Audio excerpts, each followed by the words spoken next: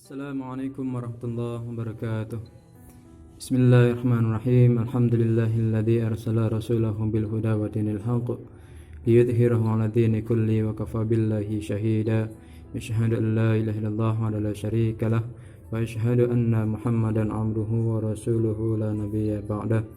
Allahumma shalli wa sallim wa barik ala nabiyyina Muhammadin walhamdulillahirabbil alamin. Amma ba'du. Jamaah sekalian rahimakumullah, alhamdulillah pada hari ini kita akan lanjutkan materi kita yang kedua, yaitu hukum mim mati.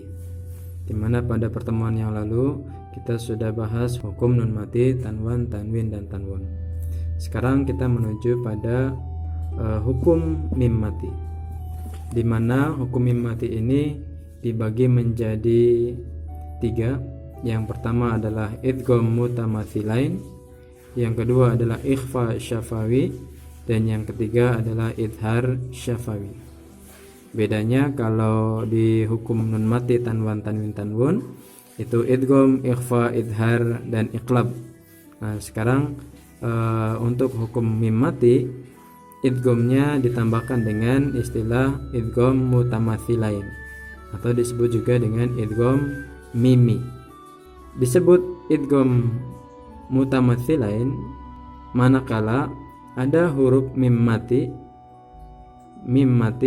bertemu dengan huruf mim mati bertemu dengan mim mati bertemu dengan huruf mim.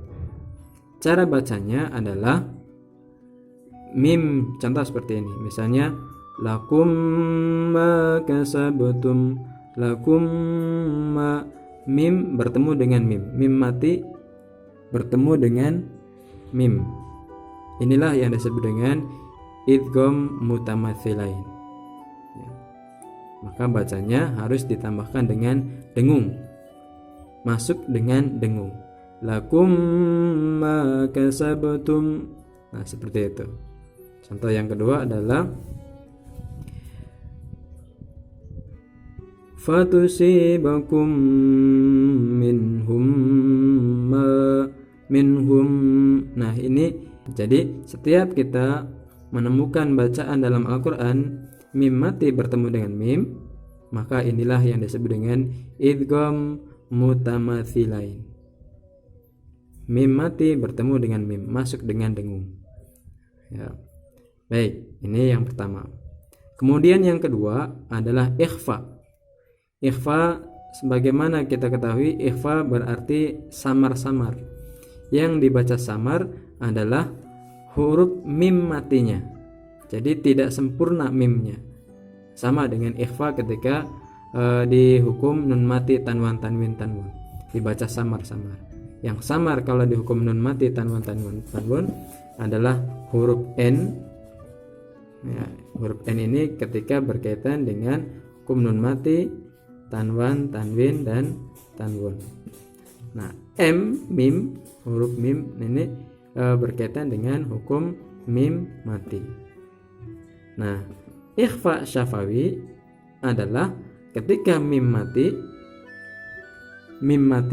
bertemu dengan huruf ba. Nah, namanya ikhfa syafawi. Dibaca samar-samar dan dengungnya adalah 2 harokat. Dengungnya adalah 2 harokat. Contohnya adalah yatafu alaihim bisihab. Alaihim jadi menyerupai ikhfa dalam hukum nun mati. Alaihim kemudian bibirnya dirapatkan atau mendekati sama mirip dengan hukum iqlab dalam hukum nun mati, tanwan, tanwin, tanwun. Jadi mimnya ini disamarkan, jadi tidak sempurna dibaca mim. Tidak dibaca alaihim bi, tapi alaihim bisihab. Nah, seperti itu. Sekali lagi, alaihim bisihab. Inilah yang disebut dengan hukum ikhfa syafawi. hukum ikhfa syafawi. Nah, kemudian yang ketiga adalah idhar syafawi. Idhar syafawi manakala ketika mim mati bertemu dengan huruf selain mim dan ba dalam huruf hijaiyah. Selain mim dan ba, maka itu adalah huruf idhar syafawi. Nah, ketika mim mati bertemu dengan huruf-huruf ini. Nah, sehingga karena namanya idhar, maka harus dibaca jelas M-nya. Mim matinya harus dibaca jelas dan tidak boleh dengung, tidak boleh berlama-lama. Contohnya adalah mim mati bertemu dengan ya. Mim mati bertemu dengan ya. Ya. Nah, ini mim mati bertemu dengan ya. Mim mati bertemu dengan ya. Maka cara bacanya adalah razaqnahum yunfiqun. Tidak boleh dibaca razaqnahum hum. Nah, mimnya terlalu lama itu nggak boleh. Nah, maka harus dibaca razaqnahum yunfiqun. Humnya harus dibaca jelas. Kemudian contoh yang berikutnya adalah mim mati bertemu dengan dal, misalnya lakum dinukum. Lakum dinukum tidak boleh dibaca lakum di. Nah, seperti itu. Contohnya di sini adalah mim lagi bertemu dengan ya. Walahum yahzanun. Tidak boleh dibaca walahum humnya terlalu lama, tidak boleh. Nah, baik, inilah hukum idhar syafawi. Jadi sangat mudah sekali. Hukum mim mati hanya dibagi 3. Ingat, yang pertama adalah idgham mutamathilain atau idgham mimi, yaitu mim mati bertemu dengan mim, dan ikhfa syafawi. Kalau ikhfa syafawi berarti berkaitan dengan hukum mim mati. Kalau ikhfa-nya saja hanya berkaitan dengan huruf hukum nun mati, tanwan, tanwin, dan tanwun. Ikhfa syafawi hurufnya adalah ba, dibacanya adalah samar-samar, dan idhar adalah berarti jelas. Yang dibaca jelas adalah M-nya. Mim-nya dibaca jelas, tidak boleh dengung, tidak boleh berlama-lama. Harus M tegas, harus dibaca jelas. Baik, itulah hukum mim mati hukum mim mati. Ya.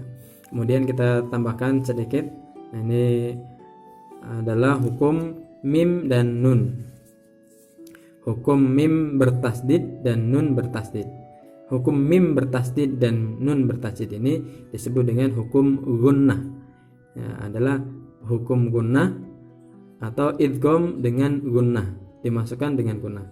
Yaitu manakala kita menemukan huruf mim bertasdidnya saja tanpa ada sebab mim mati atau sebab nun mati, tapi mimnya yang bertasdid atau nun yang bertasdid. Ya, seperti contohnya ini, wa mimma razaqna, wa mimma. Nah, dengungnya ditambah dengan berharakat 2 atau 3 harakat. Ya, digunakan atau didengungkan 2 sampai 3 harakat. Wa mimma, seperti itu. Tsumma stawa, seperti itu. Kemudian nun bertasdid. Bertasdid fasawwahunna sab'a samawat. Nah, ini namanya gunnah. Nun bertasdid dan mim bertasdid, seperti itu. Qala inni a'lamu ma la ta'lamun faman tabi'a hudaya fala khawfun 'alaihim wala hum yahzanun. Baik, saya rasa cukup jelas hukum mim mati dan hukum nun bertasdid dan mim bertasdid. Baik, jamaah sekalian rahimakumullah, inilah pelajaran yang kedua. Mudah-mudahan bermanfaat bagi sekalian dan selalu kita perbanyak latihan agar membaca Al-Qur'annya bacaan Al-Quran kita semakin hari semakin baik. Mari kita akhiri dengan doa majelis. Subhanakallahumma wa bihamdika asyhadu an la ilaha illa anta astaghfiruka wa atubu ilaik. Terima kasih, mohon maaf. Assalamualaikum warahmatullahi wabarakatuh.